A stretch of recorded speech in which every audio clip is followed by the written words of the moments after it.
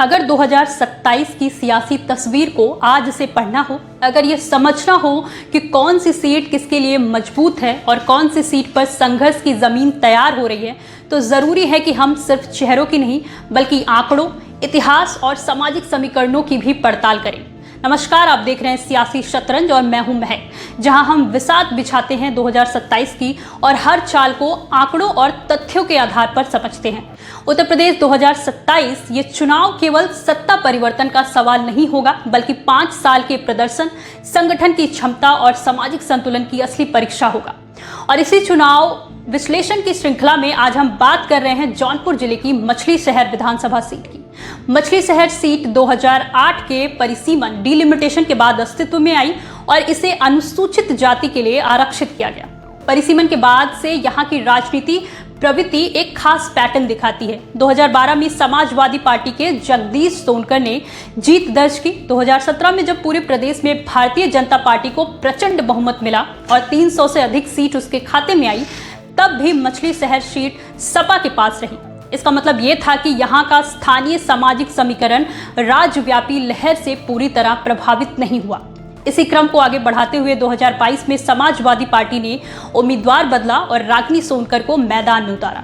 चुनाव आयोग के आधिकारिक आंकड़ों के अनुसार रागिनी सोनकर को लगभग 1 लाख से अधिक मत प्राप्त हुए, जबकि भाजपा प्रत्याशी महलाल गौतम उनसे करीब 8 से 9 हजार वोट पीछे रहे। ये अंतर बहुत बड़ा नहीं था, लेकिन स्पष्ट था। इसका संकेत ये था कि सीट प्रतिस्पर्धी है, लेकिन सपा की पकड़ बनी हुई है।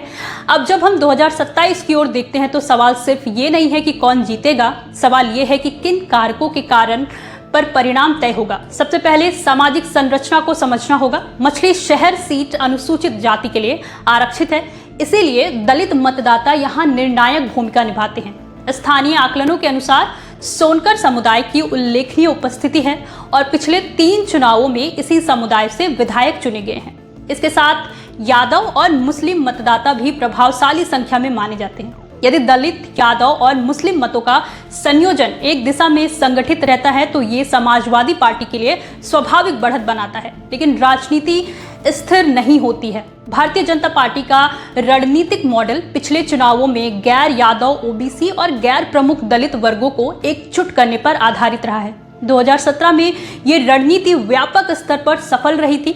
2022 में मछली शहर में उसे पूर्ण सफलता नहीं मिली, लेकिन वोट अंतर ये बताता है कि मुकाबला पूरी तरह एक तरफा भी नहीं था। इसलिए 2027 में भाजपा की रणनीति बूथ स्तर पर सामाजिक पुनर्संयोजन पर केंद्रित हो सकती है। अब बात आती है प्रदर्शन की। रागिनी सोनकर पहली बार विधायक बनी, लेकिन विधानसभा में उनकी सक्रियता ने उन्हें पहचान दी। भर्ती प्रक्रियाओं, संविदा नियुक्तियों, सड़क निर्माण और स्वास्थ्य सुविधाओं से जुड़े मुद्दे उन्होंने सदन में हमेशा उठाए। उन्होंने लोक निर्माण विभाग के माध्यम से बड़ी लागत के सड़क प्रस्ताव भेजने की बात कही। हालांकि इन प्रस्तावों की स्वीकृति और जमीन पर कार्य की स्थिति 2027 में मतदाताओं के मूल्यांकन का आधार बनेगी। चुनाव प्रचार के दौरान राज्यसभा सांसद जया बच्चन द्वारा क्षेत्र में अस्पताल स्थापित करने की घोषणा भी एक महत्वपूर्ण राजनीतिक वादा था। यदि ये परियोजना तय समय पर पूरी होती है और जनता को उसका प्रत्यक्ष लाभ मिलता है तो ये विधायक की उपलब्धि के रूप में दर्ज होगा। यदि परियोजना में देरी होती है तो विपक्ष इसे मुद्दा बना सकता है। इसलिए विकास कार्यों की प्रगति 2027 की बहस का केंद्रीय विषय बन सकती है। इसके साथ एक और आयाम जुड़ता है पार्टी के भीतर का संतुलन। 2012 और 2017 में जगदीश सोनकर की जीत ने स्थानीय संगठन में उनकी भूमिका को मजबूत किया था। 2022 में चेहरा बदलने के बावजूद सपा ने सीट बरकरार रखी। 2027 में टिकट वितरण और संगठनात्मक एकजुटता निर्णायक होगी। अभी तक किसी आधिकारिक घोषणा का सवाल नहीं है, लेकिन राजनीतिक विश्लेषण में ये कारक हमेशा महत्वपूर्ण रहता है। इन सभी तथ्यों को जोड़कर देखें तो तस्वीर स्पष्ट होती है। मछली शहर समाजवादी पार्टी के लिए एक ऐतिहासिक रूप से अनुकूल सीट रही है। 3 लगातार जीत इसका प्रमाण है, लेकिन 2022 का सीमित जीत अंतर ये भी बताता है कि विपक्ष यहाँ पूरी तरह कमजोर नहीं है।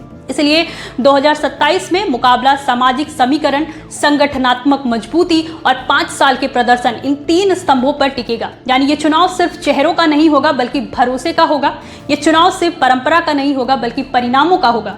और अंततः मछली शहर की जनता ये तय करेगी कि क्या निरंतरता को मौका दिया जाए या प्रतिस्पर्धा को। क्योंकि लोकतंत्र में विश्लेषण हम कर सकते हैं लेकिन फैसला हमेशा मतदाता ही करता है और 2027 में वही इस कहानी का अगला अध्याय लिखेगा। ऐसे तमाम बड़े अपडेट्स के लिए देखते रहिए अनादि टीवी यूपी। नमस्कार।